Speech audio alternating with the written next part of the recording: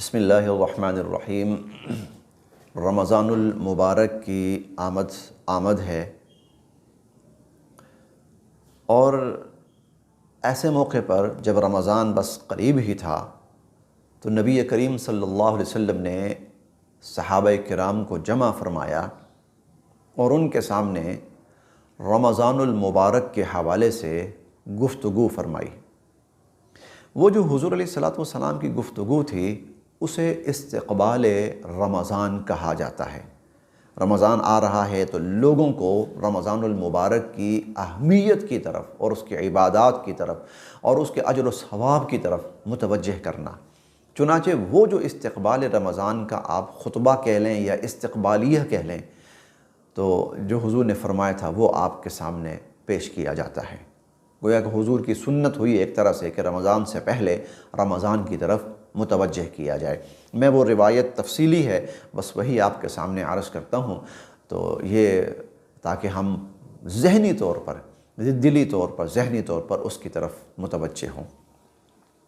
عن سلمان، حضرت سلمان فارسی رضی اللہ عنہ فرماتے ہیں، قال خطبنا رسول اللہ صلی اللہ علیہ وسلم فی آخر یوم من شعبان، حضور علیہ الصلوۃ والسلام نے شعبان کے آخری دنوں میں سے، یہ اب شعبان ہی کا مہینہ چل رہا ہے اور آخری دن ہے، تو شعبان کے آخری دنوں میں سے ایک دن حضور صلی اللہ علیہ وسلم نے ہمیں ایک خطبہ دیا، ہمارے ساتھ بات چیت کی۔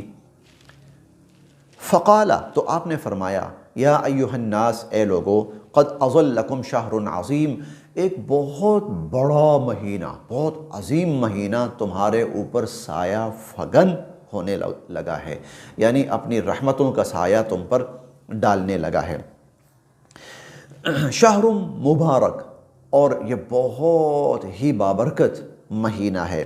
شہر فیہ لیلۃ خیر من الف شہر، اور یہ وہ مہینہ ہے کہ جس کی ایک رات 1000 مہینوں کی رات سے افضل ہے، لیلۃ القدر۔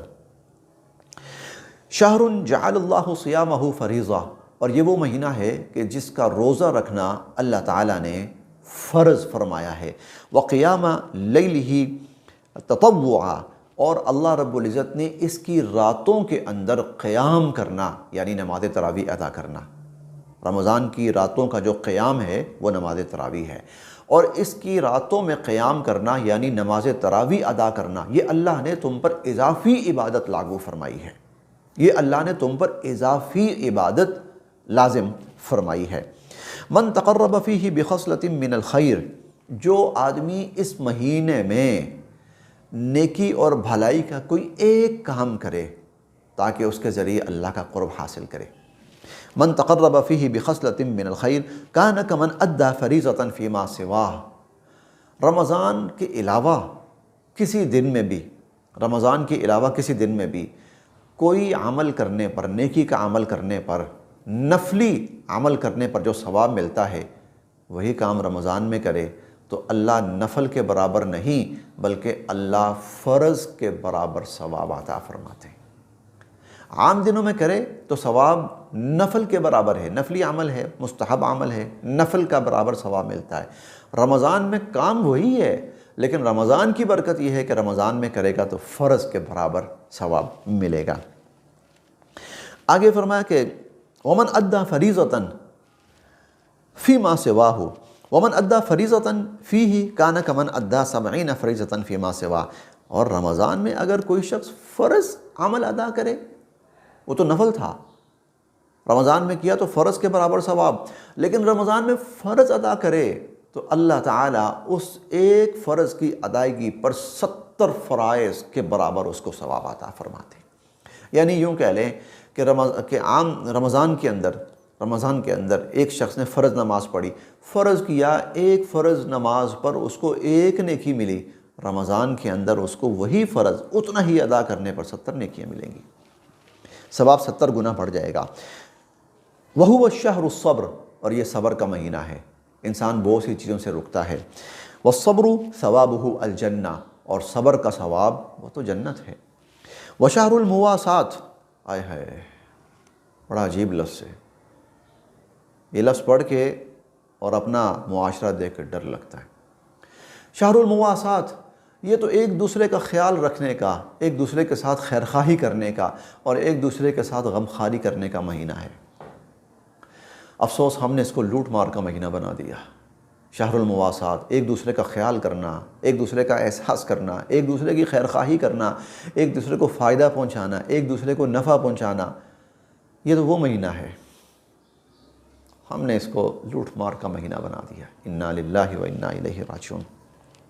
وشہر یزداد فیہ رزق المؤمن، اور یہ وہ مہینہ ہے کہ مومن کا رزق اللہ اس میں بڑھا دیتے ہیں۔ بظاہر تو یوں لگتا ہے کہ شاید ہم بھوکے رہ رہے ہیں، نہیں، حقیقت یہ ہے کہ اس مہینے کے اندر اللہ رب العزت ایمان والوں کا رزق بڑھا دیتے ہیں۔ من فطر فیہ صائما، جس شخص نے کسی روزے دار کو روزہ افطار کروایا، جس شخص نے کسی روزے دار کو روزہ افطار کروایا، کان مغفرۃ لذنوبہ، اس کو 3 انعام اللہ عطا فرمائیں گے۔ نمبر 1، مغفرۃ لذنوبہ، اللہ روزہ افطار کرانے والے کے گناہ معاف فرما دیں گے۔ اور نمبر 2، وعتق رقبتہ من النار، اور اللہ پاک اس کو جہنم سے آزاد فرما دیں گے، اس کی گردن اللہ جہنم سے آزاد کر دیں گے۔ اور تیسرا، وَكَانَ لَهُ مِثْلُ أَجْرِهِ مِنْ غَيْرِ أَنْ يُنْتَقَصَ مِنْ أَجْرِهِ شَيْءٍ، روزے دار کو جتنا ثواب ملا افطاری کرانے والے کو اللہ اتنا ہی ثواب عطا فرمائیں گے۔ یہ 3 انعام اللہ عطا فرمائیں گے۔ صحابہ کرام نے سنا، بڑا دل کیا، اچھا روزہ افطار کرانے پر، لیکن ایک مسئلہ سامنے آیا، وہ سنیے۔ قالوا یا رسول اللہ لیس کلنا یجد ما یفطر بہ الصائم، اللہ کے نبی ہم تو غریب سے لوگ ہیں، کوئی ایک کھجور کبھی مل جاتی ہے، پانی کا گھونٹ مل جاتا ہے تو افطار کر لیتے ہیں، دل چاہتا ہے یہ ثواب حاصل کریں، لیکن ہم کیسے کر سکتے ہیں؟ تو ہمارے پاس تو اتنا کچھ ہے نہیں ہے کہ ہم ایک روزے دار کے شایان شان اس کو افطاری کروائیں۔ حضور علیہ السلام کا جواب سنیں، بہت دھیان سے سنیں، بہت غور سے سنیں، اللہ کی رحمت پہ قربان جائیے۔ فقال رسول اللہ صلی اللہ علیہ وسلم، حضور علیہ السلام نے فرمایا، یعطی اللہ ھذا الثواب، اللہ یہ ثواب ہر اس شخص کو عطا فرمائیں گے، من فطر صائما علی تمرۃ، جس نے کسی ایک کھجور پر کسی کو روزہ افطار کروا دیا، او شربۃ ماء، یا پانی کے ایک گھونٹ پر کسی نے کسی کو روزہ افطار کروا دیا، اللہ یہ ثواب اس کو بھی عطا فرمائیں گے، او مزقۃ لبن، یا اگر کسی نے لسی کے ایک گھونٹ پر کسی کو روزہ افطار کروا دیا، اللہ اس کو بھی یہ ثواب عطا فرمائیں گے۔ آگے فرمایا وَهُوَ شَهْرٌ أَوَّلُهُ رَحْمَةٌ، اس مہینے کا پہلا عشرہ وہ رحمت ہی رحمت ہے، أَوْسَطُهُ مغفرہ، اور دوسرا عشرہ مغفرت ہی مغفرت ہے، وَآخِرُهُ عِتْقٌ مِّنَ النَّارِ، اور اس مہینے کا آخری عشرہ وہ جہنم سے آزادی ہے۔ اس کا مطلب یہ ہے کہ پہلے عشرے میں رحمت زیادہ متوجہ ہوتی ہے، اور دوسرے عشرے میں مغفرت زیادہ متوجہ ہوتی ہے، اور تیسرے عشرے کے اندر جہنم سے آزادی بہت زیادہ کر دی جاتی ہے۔ آگے حضور علیہ السلام نے فرمایا، من خفف عن مملوکہ فیہ غفر اللہ لہ، جس نے اس مہینے میں اپنے ماتحتوں سے کام کا بوجھ کم کیا، کہ روزہ ہے وہ بھی روزے سے ہوں گے، چلو ان کے لیے بھی آسانی ہو جائے، تو حضور علیہ السلام فرماتے ہیں غفر اللہ لہ، اللہ اس کو بخش بھی دیں گے، وَأَعْتَقَهُ مِنَ النَّارِ، اور جہنم سے اس کو آزاد کر دیں گے۔